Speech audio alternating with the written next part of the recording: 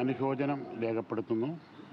പാറമേക്കാവ് ദേവസ്വം ഞാൻ വ്യക്തിപരമായിട്ടും മരിച്ചവരുടെ ഒപ്പമാണ്. ഈ ദുഃഖത്തിൽ ഞങ്ങൾ ആ കുടുംബത്തിനൊപ്പമാണ്, എല്ലാ കുടുംബങ്ങളുടെ ഒപ്പമാണ്. അവരോട് ഞങ്ങൾ എല്ലാവിധ പിന്തുണയും എന്തൊക്കെ ചെയ്യാൻ പറ്റുക അവരുടെ കൂടെ നിന്ന് എല്ലാ സഹായം ചെയ്യും. ഇനിയിപ്പോൾ എങ്ങനെയാണ് അടുത്തൊരു സ്റ്റെപ്പ്? പ്രത്യേകിച്ച് നമ്മൾ വെടിക്കെട്ടിൻ്റെ സാമഗ്രികളെല്ലാം ഉണ്ടാക്കി കഴിഞ്ഞു. എങ്ങനെയാണ് നമ്മൾ അടുത്തൊരു തീരുമാനം? അതിപ്പോൾ ജില്ലാ ഭരണകൂടം ആയിട്ട് ആലോചിച്ച് എന്താ വേണ്ടതെന്നുള്ളത് വളരെയധികം ആലോചിച്ചിട്ട് വേണം ചെയ്യാൻ. ജനങ്ങളുടെ ഒരു വികാരമുണ്ട് ഇതിൽ അല്ലേ. ഇത്ര ആൾക്കാർ മരിക്കുമ്പോൾ പൊതുജനത്തിൻ്റെ വലിയൊരു വികാരമുണ്ട്. അതും കണക്കിലെടുത്ത് ആചാരങ്ങളും കണക്കിലെടുത്തുകൊണ്ട് ഒരു ബാലൻസ്ഡായ അപ്രോച്ചാണ് ഞങ്ങൾ ഉദ്ദേശിക്കുന്നത്. എന്താണെങ്കിലും ജില്ലാ ഭരണകൂടം എന്ത് പറയുന്നു അതിനോട് കൂടെ നിന്ന് ചെയ്യും. ഇപ്പോൾ പൂരം എഴുന്നള്ളിപ്പുകൾക്കൊക്കെ പതിവ് പോലെ നടത്തുന്ന നിലവിൽ ദേശക്കാരുടെ ഒരു വികാരം എന്താണ് പ്രകടിപ്പിക്കുന്നത് ദേവസ്വം ഭാരവാഹികളോട്? അല്ല, അത്തരം ഒരു ചർച്ച ഇതുവരെ ഉണ്ടായിട്ടില്ല. എന്തുകൊണ്ടെന്നാൽ ഞങ്ങൾ ഇന്നലെ തിരുവമ്പാടി ദേവസ്ഥയിലായിരുന്നു മുഴുവൻ സമയം. ഇനിയിപ്പോൾ ഇന്നും ഈ മരിച്ചവരുടെ കാര്യങ്ങൾ നടന്നുകൊണ്ടിരിക്കുകയാണ്. അതിനുശേഷം ചർച്ച ചെയ്തതിന് ശേഷം മാത്രമേ അതിൽ എന്താണ് ഞാൻ ഇന്നലെ മുഴുവൻ അവരുടെ ഒപ്പമായിരുന്നു. ഇന്നലെ വൈകുന്നേരം വരെ, രാത്രി വരെ അവരുടെ ഒപ്പം. അല്ല, യോഗം കൂടിയിട്ടില്ല. യോഗം കൂടാനായിട്ടുള്ളൊരു സാഹചര്യം ഇനി ഉണ്ടായിട്ടില്ല. ഇനി യോഗം ഇതൊക്കെ കഴിഞ്ഞതിന് ശേഷം യോഗം കൂട്ടുള്ളൂ. മന്ത്രി രാജനുമായി സംസാരിച്ചു? സംസ്ഥാന സർക്കാർ സർക്കാരായിട്ടുള്ള ആൾക്കാരായിട്ട് ചർച്ച ചെയ്യുന്നുണ്ട്.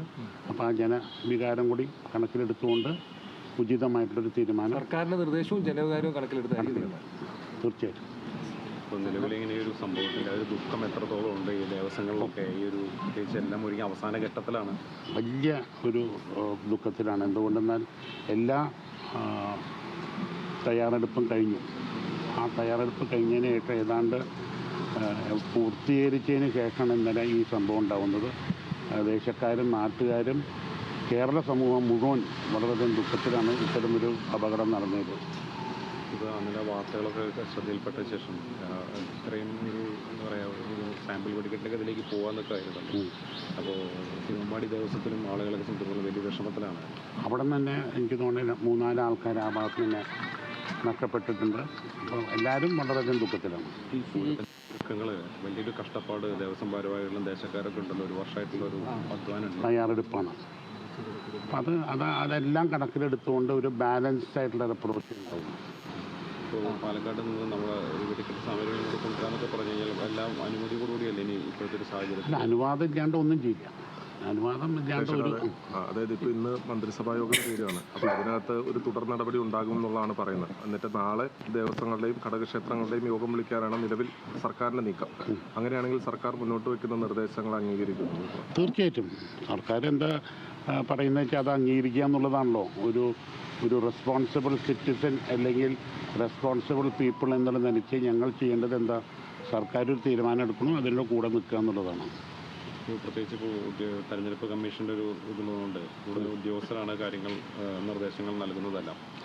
ഞാൻ മനസ്സിലാക്കിയത് ഇന്ന് ബഹുമാനപ്പെട്ട ഹൈക്കോടതിയുടെ മുമ്പിൽ സർക്കാർ ഒരു പെറ്റീഷനിട്ട് ഇതിൽ ഇടപെടാനുള്ള ഒരു അനുവാദം ചോദിക്കുന്നുള്ളതാണ് മനസ്സിലാക്കിയത്.